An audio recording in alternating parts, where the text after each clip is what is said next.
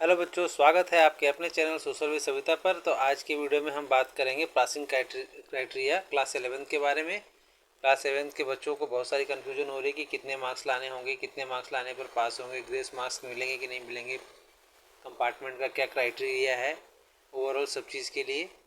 तो चलिए शुरू करते हैं। बहुत सारे कन्फ्यूजन्स हैं, तो इन सभी कन्फ्यूजन को आज हम इस वीडियो में क्लियर करेंगे। तो आप इस वीडियो को लास्ट तक देखिएगा। चैनल पे नए हैं तो चैनल को सब्सक्राइब कर लीजिए, वीडियो को लाइक कर देंगे और अपने दोस्तों में शेयर करना ना भूलें ताकि वो भी अपने कन्फ्यूजन को क्लियर कर सकें। और लास्ट में कमेंट करना ना भूलें। अगर आपको इससे रिलेटेड कोई भी डाउट है तो आप कमेंट करके भी पूछ सकते हैं, उसका भी हम समाधान करने की कोशिश करेंगे। तो चलिए एक एक करके सारे पॉइंट्स को डिस्कस करते हैं।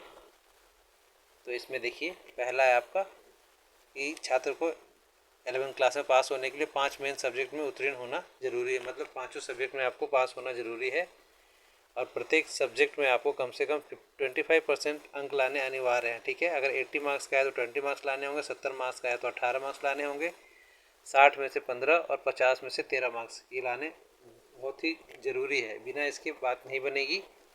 और थ्योरी में और प्रैक्टिकल में अलग अलग मार्क्स चाहिए, आपको पता हो। तो थ्योरी में देखिए, मिड टर्म और एनुअल एग्ज़ाम को मिला के 80 में से 27, 70 में से 23 और 60 में से 20 अंक लाने अनिवार्य हैं। ठीक है, ओवरऑल इसका जो भी बनेगा वो 33% होना चाहिए। 100 में से 33% आपका होना चाहिए। ठीक है, फोर्थ पॉइंट यही आपको बोल रहा है। ठीक है, और थ्योरी और प्रैक्टिकल दोनों में ही आपको अलग अलग पास होना अनिवार्य है। ठीक है, जैसे थ्योरी में आपका ये दिया हुआ है, इसी तरह से प्रैक्टिकल भी आपका होगा, उसमें भी आपको अलग से पास होना ज़रूरी है। तो अब चलते हैं ग्रेस मार्क्स में।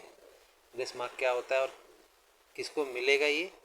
तो अधिकतर मैक्सिमम आपको 10 मार्क्स मिलेंगे एनुअल एग्ज़ाम में 33 अंकों के लिए।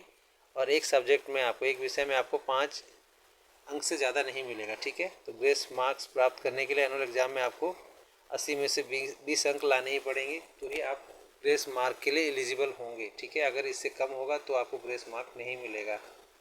ठीक है, और अब चलते हैं फोर्थ पॉइंट पे। तो फोर्थ पॉइंट है आपका, ग्रेस मार्क प्राप्त करके पास हुआ छात्र प्रमोटेड कहलाता है। मतलब आपके मार्कशीट जो भी आपकी आएगी, रिपोर्ट कार्ड आएगा, उसमें पास की जगह प्रमोटेड लिखा होगा। इसका मतलब भी यही है कि आप पास हो चुके हैं, अब आप नेक्स्ट क्लास में जा सकते हैं।